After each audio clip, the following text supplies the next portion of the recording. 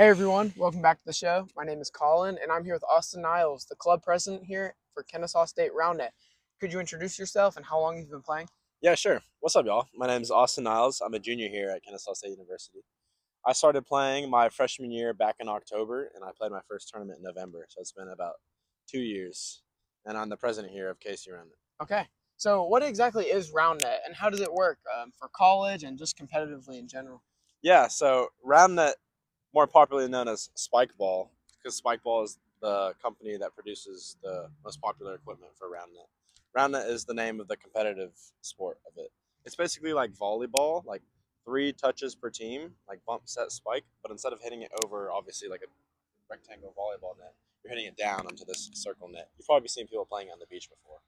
Okay, so how did the club here, KSU, start?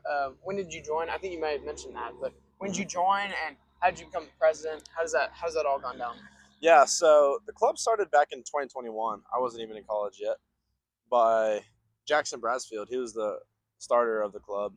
And then when he graduated, a girl named Daly Freeman became the president. And then she ended up graduating last December and needed to find a new president. And no one really said anything to group me. And I was like, yeah, sure, I'll do it. Because I was really addicted to the grind and just loved the club. And I was like, I'll take the role.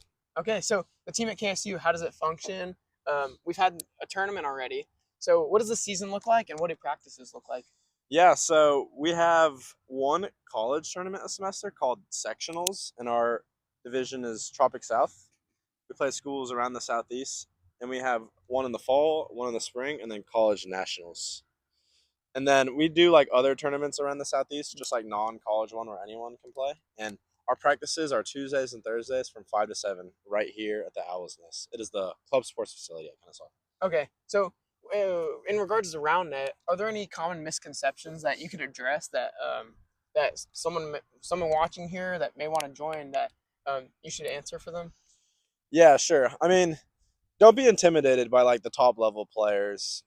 Like, it is a very easy sport to learn, but then once you start playing competitively in like college and tournaments, like there can be some really crazy good people. But me, when I started playing like a bunch of tournaments, I got like destroyed a lot by top level players, but I just used it as like motivation to get better and just keep grinding. Just used it as reps. And when I came to my first practice freshman year and I saw like everyone wearing cleats and I was in tennis shoes, I was like, what the heck? Like, Yeah, y'all wear cleats for spike ball? Like, y'all are some tryhards. I didn't yeah, know it was that serious until I yeah, got to college, and I was like, this is kind of cool. yeah. I think I'm going to try to get good at That's this. what happened to me too. My first practice, well, really for a month, I was wearing sneakers as well, and it was Yeah, a lot harder for me. And the cleats really help, but it shows the competitive nature of it. I mean, people like to play it and take it seriously, and it's a lot of fun. exactly. One thing that I was surprised when I joined was just the athletic nature of the sport. I wasn't really expecting that. I mean, the sport's not super common, but we want it to grow.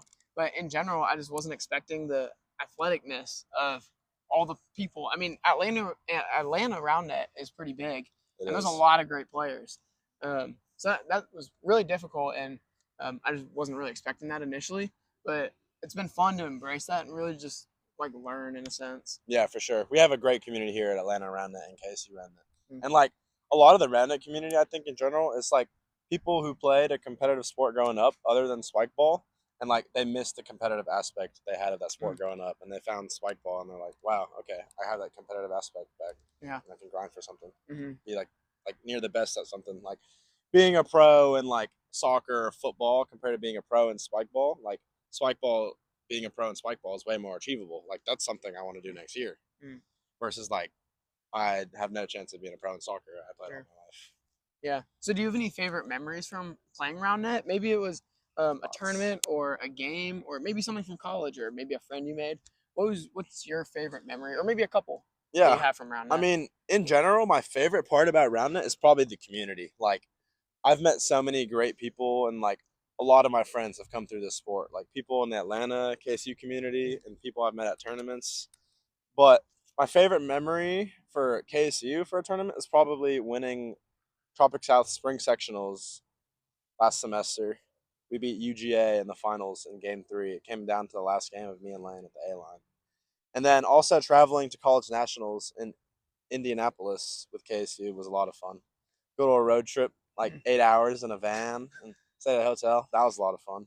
Yeah. And then non-KSU's favorite spike ball memory was probably we did a tournament in Orlando called ASL. It was like a 7-team squad tourney, and we got to watch like the pro finals go into overtime. That was a lot of fun. And then I went to a tournament this summer in Chicago also in July, and like I was around public transit in Chicago, just exploring the city. It was a lot of fun. Like outside of the tournament, the hangs were so fun. I met a Yeah. lot of people. So just from Roundnet alone, you're able to go explore and meet new people, and that seems to be like just a great part of the sport in general. It connects so many people. Exactly. Other than the competitive aspect, like it's also like such a tight knit community. Like Mm. it's a great community to have. Yeah. So, what are your goals for the KSU club this season? I mean, we just already had our first sectional tournament. So, what are your goals? Maybe it's membership or um, winning sectionals or placing in nationals. What is our goal for the year? Yeah, a little of everything. Like I want to increase the size of the club, like membership. I just want to build a community and like have a big group of friends here on the KSU Roundnet Club.